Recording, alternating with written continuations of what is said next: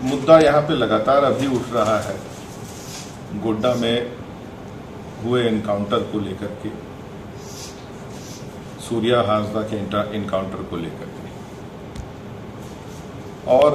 इस पे कई नेताओं की बातें आई। बीजेपी और उनके नेताओं की तरफ से बहुत तरह की आरोप लगाए गए,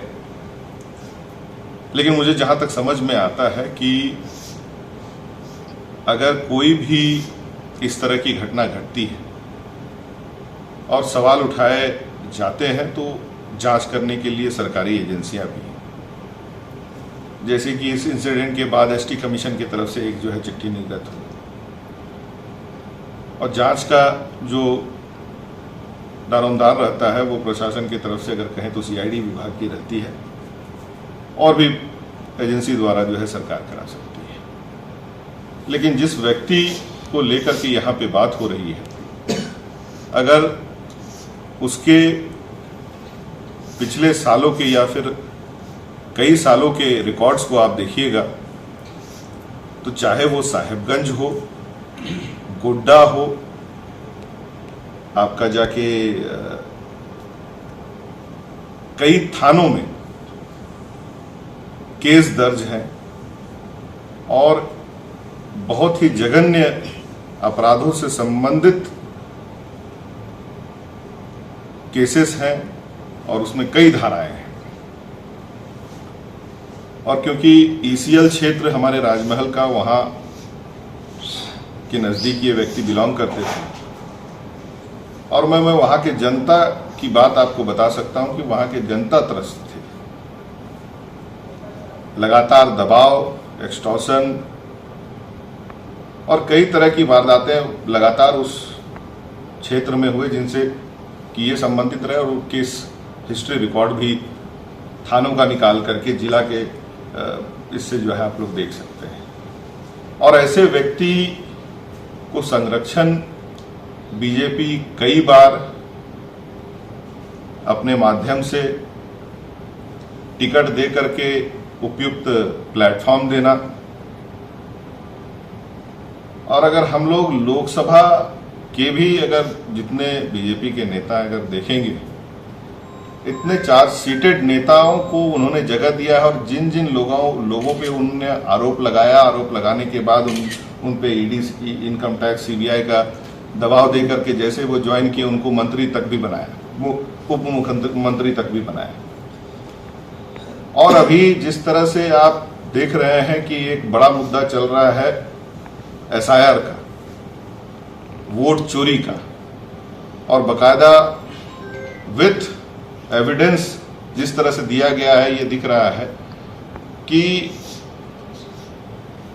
संविधान, कानून, ये सभी चीज जो है एप्लीकेबल ओनली विपक्ष के लिए है या फिर नॉन बीजेपी के लिए। बीजेपी वाले इससे ऊपर उठ चुके हैं। तो आज ऐसे व्यक्ति के पक्ष में जिस तरह से बीजेपी वाले बोल रहे हैं, वो स्पष्ट रूप से ये दिखाता है कि चाहे आप कोई भी गलती करें, आप अगर बीजेपी में हैं तो आप सही हैं, लेकिन सरकार उस तरह से नहीं चलती है। हमारे झारखंड की सरकार उस तरह से नहीं चलती है। आज जो एक्शन लिया गया उन सभी इंसिडेंट्स को लेके किया गया, और बात बाकी है कि अगर जांच की जो बात हर बार कर रहे हैं तो विभाग है वो जांच कर सकती है और उसका भी रिपोर्ट आ जाएगा, क्योंकि इतने सारे केसेस जो मैंने कहे वो यहाँ के लोगों के ऊपर घटित हुई, यहाँ के बिजनेसमैन परेशान हो रहे थे। मुझे लगता है कि एक बयान तो बिजनेसमैन और वहाँ के लोगों से भी लेने चाहिए जो कि पूरी तरह से त्रस्त रहे। लेकिन सरकार ने जो कदम उठाया, मुझे लगता है कि वो इस क्षेत्र में शांति व्यवस्था, और ये एक कड़ा संदेश रहा कि गलत चीजों को बर्दाश्त नहीं किया जाएगा। संशोधन मैं कह सकता हूं कि ये मुद्दा भटकाने का या विपक्ष को दबाव में लाने का प्रयास था, क्योंकि एसआईआर जिस के मुद्दे और वोट चोर गर्दी छोड़ का जो नारा चला है, मुझे लगता है वो देश आज पूरा बोल रहा है कि हर एक व्यक्ति के वोट के अधिकार को हम सामान्य अगर मानते हैं और लाखों लाखों लोगों के वोट के अधिकार की जो चोरी हो रही थी, उस मुद्दे को ये लोग उससे बच नहीं पाए।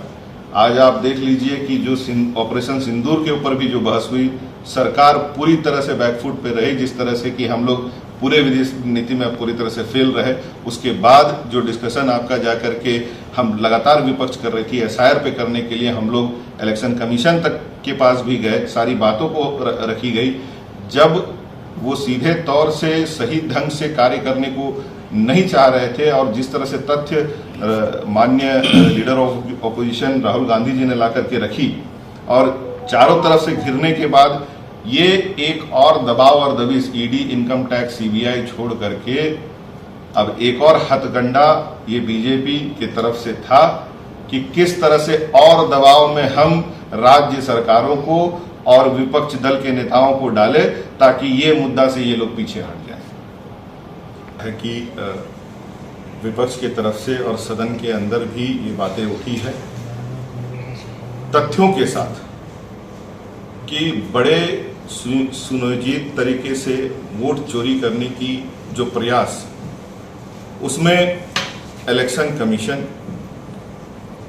और सत्ता पक्ष में अगर हम कहें तो 10 साल से ऊपर और इसके कई जगह पे परिणाम देखने को मिले हैं और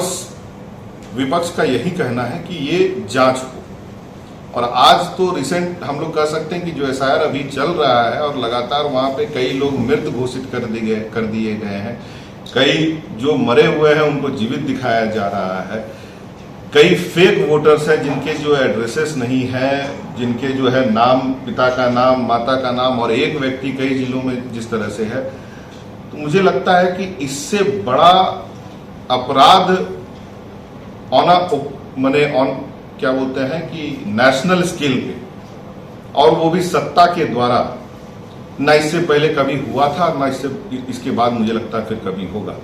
अपराध और ये अपने आप को जिस तरह से कहते हैं कि भाई हम भ्रष्टाचार तो इनके जड़ में है, बीजेपी आरएसएस इनके जड़ में भ्रष्टाचार है। इससे हम लोग सही काम का उम्मीद नहीं कर सकते हैं और बिहार की जनता भी वो चीज को समझ गई है, रिजल्ट भी वही रहा है। बहुत स्पष्ट रूप से लगातार मुझे लगता है कि विपक्ष की तरफ से और सदन के अंदर भी ये बातें उठी है तथ्यों के साथ कि बड़े सुनियोजित तरीके से वोट चोरी करने की जो प्रयास, उसमें इलेक्शन कमीशन और सत्ता पक्ष में अगर हम कहें तो 10 साल से ऊपर और इसके कई जगह पे परिणाम देखने को मिले हैं और विपक्ष का यही कहना है कि ये जांच हो। और आज तो रिसेंट हम लोग कह सकते हैं कि जो एसआईआर अभी चल रहा है और लगातार वहां पे कई लोग मृत घोषित कर दिए गए हैं, कई जो मरे हुए हैं उनको जीवित दिखाया जा रहा है, कई फेक वोटर्स हैं जिनके जो एड्रेसेस नहीं है, जिनके जो है नाम, पिता का नाम, माता का नाम और एक व्यक्ति कई जिलों में जिस तरह से है, तो मुझे लगता है कि इससे बड़ा अपराध क्या बोलते हैं कि नेशनल स्केल पे, और वो भी सत्ता के द्वारा, ना इससे पहले कभी हुआ था ना इसके बाद मुझे लगता है फिर कभी होगा। इतना बड़ा अपराध और ये अपने आप को जिस तरह से कहते हैं कि भाई हम भ्रष्टाचार तो इनके जड़ में है,